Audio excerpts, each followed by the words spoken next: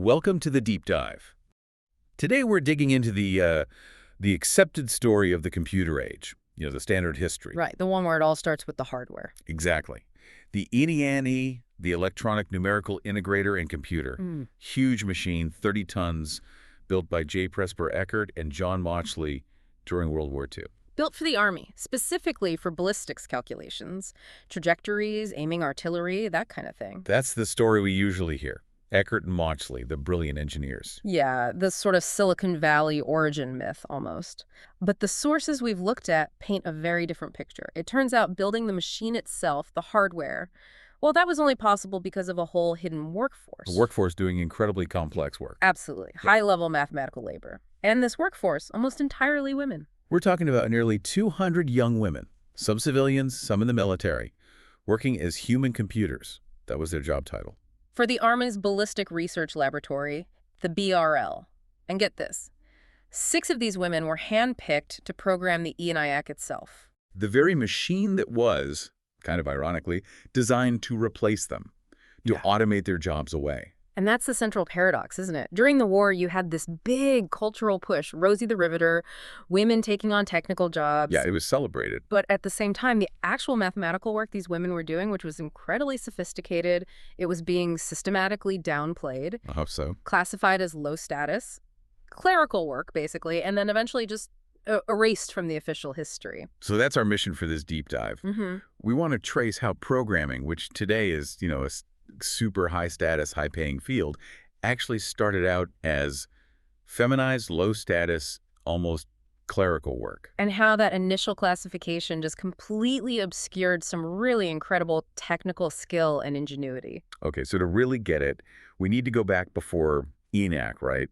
When computer meant a person doing calculation. Exactly. Before World War II, if you were a woman with a math degree, your options were pretty limited. Yeah, primary or secondary school teaching, or maybe working as a statistical clerk, or as one of these human computers. But then the war changes everything. Suddenly there's this massive demand for labor. Huge demand, and specifically for ballistics computing. In World War I, that was seen as a man's job. But now, Rapidly feminized, the U.S. Women's Bureau was plastering ads everywhere.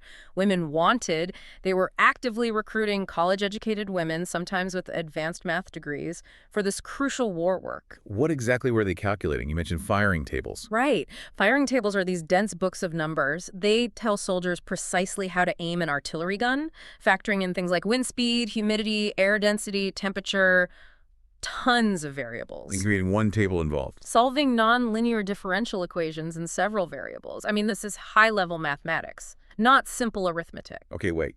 Solving nonlinear differential equations all day. That sounds more like research math than clerical filing. How did they actually manage that without, an electronic computer? Well, they worked in teams. They used tools like mechanical desktop calculators, the clicking, whirring kind slide rules, and sometimes bigger calculating machines called differential analyzers, if they were lucky enough to have access. But the real challenge was the sheer volume. The volume and the precision needed. Think about it. You're calculating where a shell is going to land miles away. There's absolutely no room for error. So quality control must have been intense. Oh, ruthless. The sources mention this specific procedure called Simpson's rule. They had to stop every 4 lines of calculation. It's every 4 lines. Yeah, and basically recalculate that segment using a completely different method just to double-check their own work. Imagine doing that for thousands and thousands of data points per table. Wow, that's Right. painstaking. Intense, specialized mathematical work. Requires a college degree, incredible focus, precision, Absolutely. and yet the official job classification was subprofessional. That just doesn't track. That's the core of it. That's the contradiction. The thinking seems to have been that the work, while complex, was maybe too tedious, too repetitive for real engineers, meaning college-educated men. So it gets pushed down the hierarchy. Exactly. It gets classified beneath engineering, which somehow made it okay for college-educated women to do it. The status of the work seemed tied directly to the gender of the worker, not the skill involved. The status evaporated once women took over. Pretty much, and you see this reflected right in the language.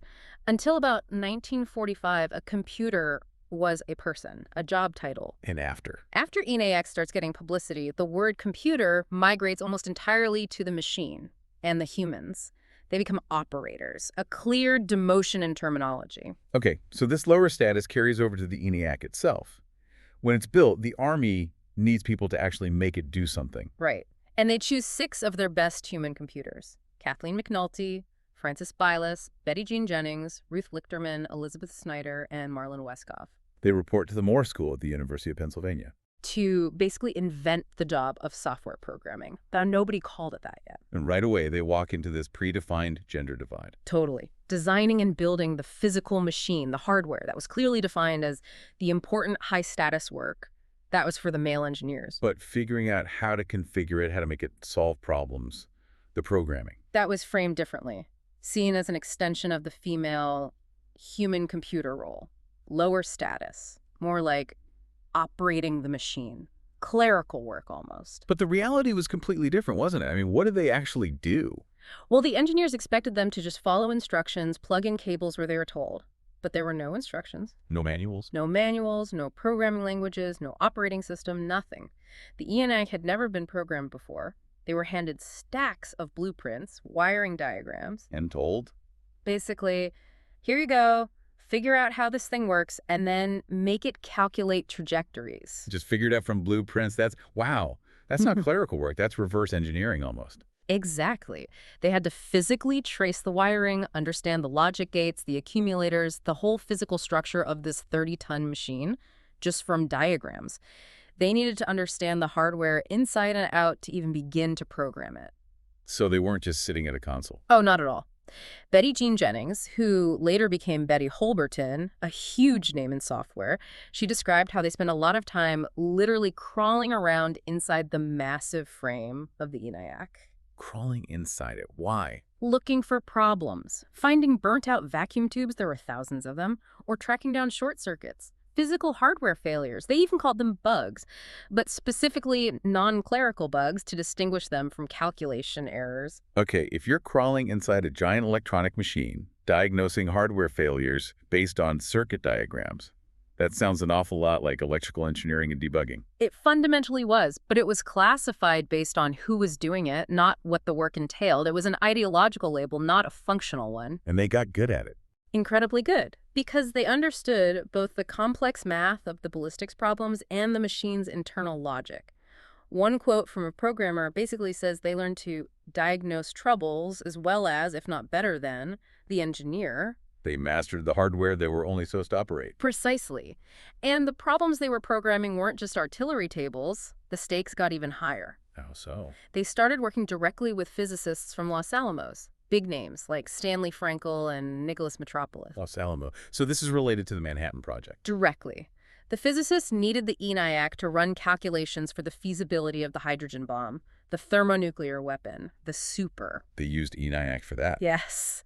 It was arguably the most complex, most secret calculation run on the Eniac in those early days. The problem was so massive, the input alone required something like 1 million IBM punch cards. 1 million cards. Yeah. And these 6 women had to translate that incredibly complex, top-secret physics problem into the physical wiring and switch settings of the Eniac. They did. They made the world's first general-purpose electronic computer actually compute this groundbreaking, terrifying problem. Which makes what happened next even more jarring. The Eniac is finally unveiled to the public, February 1946. Big press event. Huge deal. And for that public demonstration, 2 of the women, Elizabeth Snyder and Betty Jean Jennings, developed the actual trajectory program they showcased. They were physically there at the event. But were they mentioned? Not in the official story. If you read the War Department press releases from the time, they list the male engineers Eckert, Mauchly, and the Army liaison Herman Goldstein.